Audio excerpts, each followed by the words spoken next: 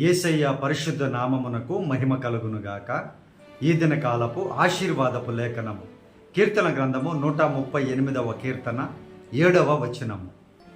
నేను ఆపదలలో చిక్కుబడి ఉన్నను, నీవు నన్ను బ్రతికించదవు.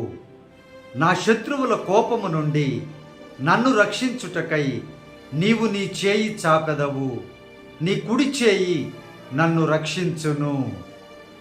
ప్రియమైనటువంటి దేవుని బిడ్డలారా, అనేక ఆపదలు ఈరోజు మానవులకు కలుగుచూ ఉన్నాయి.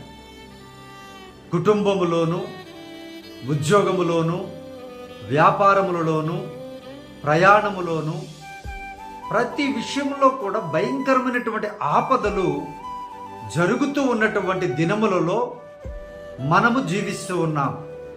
అయితే ఆ ఆపదలన్నింటిలో నుండి